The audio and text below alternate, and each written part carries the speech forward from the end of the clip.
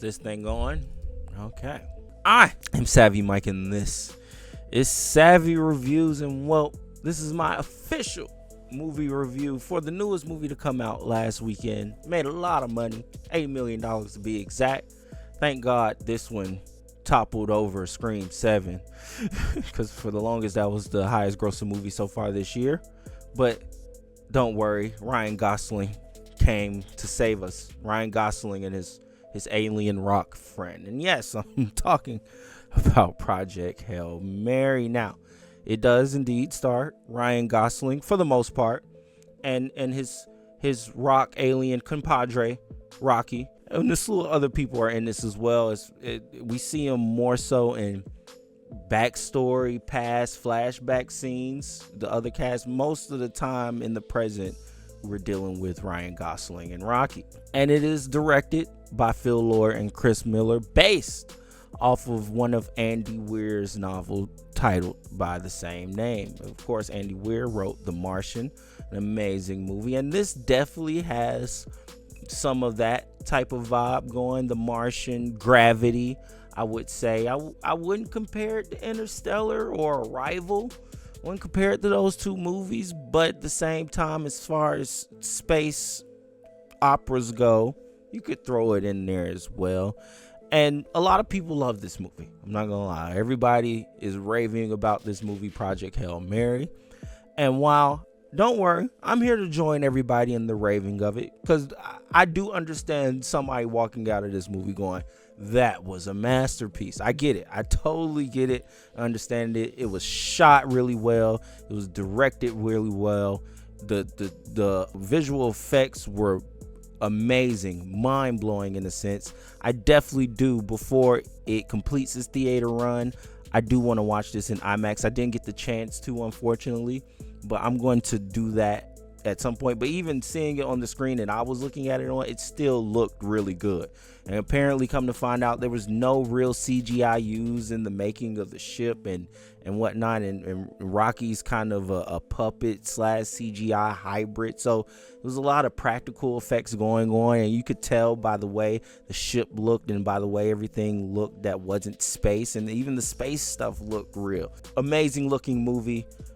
Honestly, in my opinion, the best part about it were the flashbacks. If I could be completely honest, that was my favorite part about the movie, the flashbacks of these scientists trying to figure out what's going on with the sun being basically stripped of its fucking flames from an alien virus, and trying to deal with that and the outcome that might lead to, and how this is dire and necessary for us to figure this out at some point, or in 30 years people will starve off and die.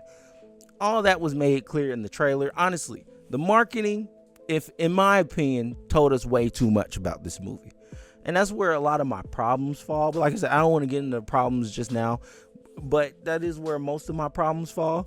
But either way, outside of that, Ryan Gosling fucking kills it. Amazing work from him. I think he's an amazing actor, at least an amazing actor that you could typecast in a role like this, and he'll not only bring the gravitas you need for it, but the endearingness as well, the humility, the passion you could see and tell and get behind this character, and Ryan Gosling does an amazing job playing Ryland Grace, I believe that's the name, or Grace. That's what Rocky call him. And then you got the pet, the alien Rocky, his friend, his best friend. And honestly, how the story came together, how it all worked out, played out really well to me, in my opinion. It did flow nicely.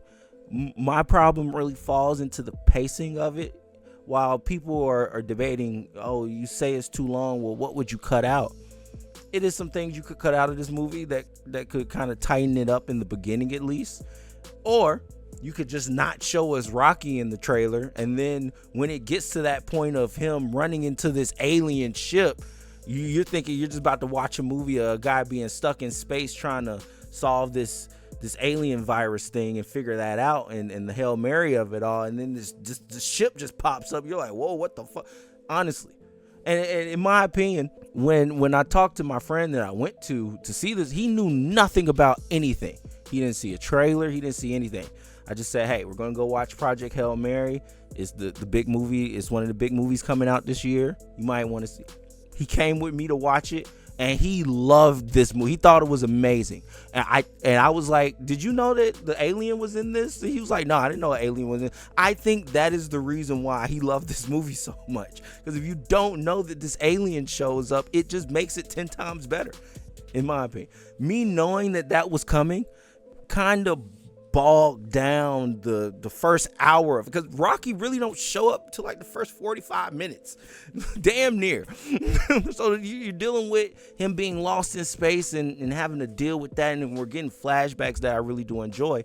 But it's certain things that it could have, honestly, that whole part where he was kind of memorializing the other two astronauts that came in space, that part, I mean, you could have kept something in there that made it show that he was going to memorialize them, but it was like 10 minutes of that. You could have shaved off some of that. You could have. We got the point. He spent, honestly, in my opinion, too much time dealing with that. At some point, he has to figure out what's going on. He has to try and get his memory back. So there's a lot happening, but it's some things in the beginning, as far as him discovering everything when he comes back to life and gets put where he is trying to figure this problem out. They could have cut off some minutes there, in my opinion. That's just my opinion, because it does bog the movie down. Once we get to Rocky, it turns into this movie about these two unlikely people or unlikely figures coming together to figure out a problem that's going to not only save Grace's world but Rocky's world as well. And in that, they're two smart scientists, both lost their crew. Like, it all comes together perfectly. And look, I'm locked in for most of it, but I think the movie would have benefited from not showing Rocky in the trailers. That's my opinion. And that's why, outside of that, I enjoyed everything else outside of me thinking 15 minutes of that first hour could have been shaved off, and we could have got us a nice little 2-hour 15-minute movie. That's the perfect timing for this. The perfect time. 2:15 is perfect. 2:30, you are kind of pushing it, because it's not that big of a space epic and opera. It's not like you get some space war or some alien invasion, or you don't get nothing like that. It's just really Rocky and Grace doing science space math together and becoming friends and learning how to communicate with each other. And it's just this, honestly, it's the best. It's one of the best Star Trek movies we got since Star Trek Into Darkness. That's what this is, without Klingons or anything like that. But if you ask me, I still do take a movie like The Martian over this, or Arrival. I feel like The Martian is better because it has characters that you really get invested in, as far as Matt Damon's character in space, and then the people on Earth trying to figure out how they're going to get him back down here. I was more invested in that story than I was in this one. Once I realized, where this was going, I was just waiting on them to get there. At a certain point, it's just like, okay, let's figure this out. You know what I mean? Like, let's get to it, in a sense. Like, I just think The Martian is a way more tighter story, and it's gripping and thrilling from beginning to end, in my opinion. So yeah, I'll take The Martian over Project Hail Mary as far as Andy Weir's works is concerned. I don't know much about Artemis. I have to look into that one. But regardless of it, outside of my gripes, I still really enjoyed this movie. I will watch it again. The replayability factor is definitely there. The best way I could describe this movie is how I saw somebody else describe it, and that it's one of the best live action Pixar movies you'll ever watch. Like, this is a movie that Disney Pixar would make it when they were back in their prime. That is for sure. That is true. And I'll give it credit for that. Really endearing, a lot of heart. You enjoy the story. You like where it's going. Like I said, pacing issues, yes. 15 minutes definitely could have been shaved off. But other than that, I enjoyed everything about this movie. I enjoy Rocky. I enjoy how Rocky and Grace's relationship came to be. Is it a masterpiece to me? No. But like I said, I can see where other people are standing with that and going, yeah, best movie I ever seen. Cool. Like I said, for me, I'll take The Martian. I'll take a movie like Arrival over this.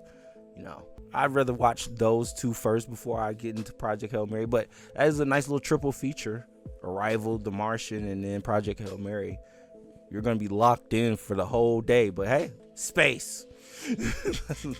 that's what I told my friend. I was like, this was Space Math, the movie. It's like you could, and I'll also give the movie credit for that.